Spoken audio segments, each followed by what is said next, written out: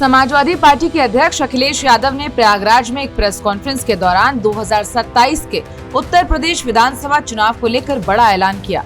उन्होंने स्पष्ट कहा है कि आगामी चुनाव में सपा और कांग्रेस के बीच गठबंधन बरकरार रहेगा।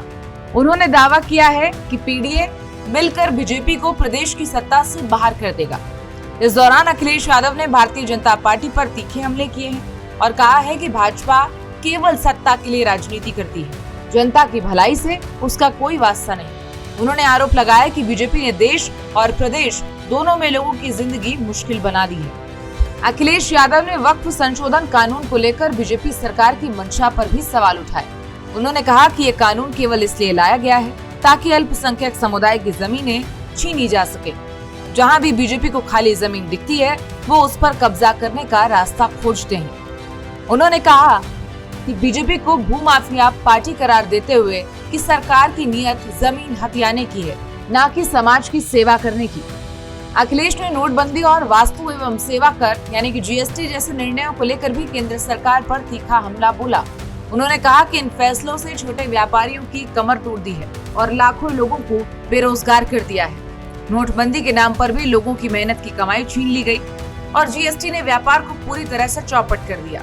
उन्होंने ये भी आरोप लगाया कि बीजेपी सरकार आरक्षण के अधिकारों को भी धीरे धीरे खत्म करने में लगी है। उत्तर प्रदेश में 2025 में होने वाले महाकुंभ को लेकर अखिलेश यादव ने योगी सरकार की तैयारियों पर भी सवाल खड़े किए।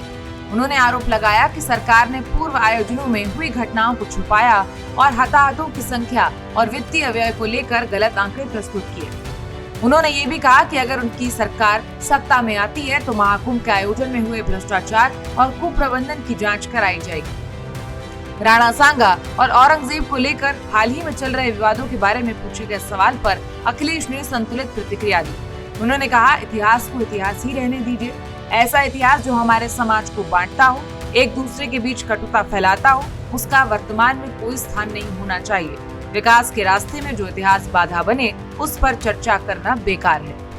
प्रेस कॉन्फ्रेंस के अंत में अखिलेश यादव ने साफ संकेत दिए कि 2027 के चुनावों में विपक्ष पहले से ज्यादा एकजुट और संगठित होकर मैदान में उतरेगा।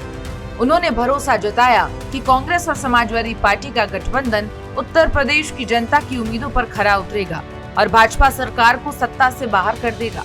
उन्होंने जनता से अपील की कि वो विकास, समानता और अधिकारों के लिए वोट करे, न कि नफरत और भेदभाव के एजेंडे के लिए। अखिलेश यादव के इस बयान को राजनीतिक विश्लेषक आगामी चुनावों के लिहाज से अहम मान रहे हैं। ये साफ है कि विपक्ष अभी से रणनीति बनाने में जुट गया है और बीजेपी को सत्ता से हटाने के लिए व्यापक मोर्चाबंदी की तैयारी कर रहा है। लेकिन अब देखने वाली बात ये होगी कि 2027 का जब चुनाव होगा तब पक्ष और विपक्ष के बीच कैसा युद्ध देखने को मिलेगा। और देश दुनिया की ऐसी खबरों के लिए हमारे चैनल को सब्सक्राइब करें और अगर आपको ये वीडियो अच्छा लगा हो तो कमेंट बॉक्स में जरूर बताएं।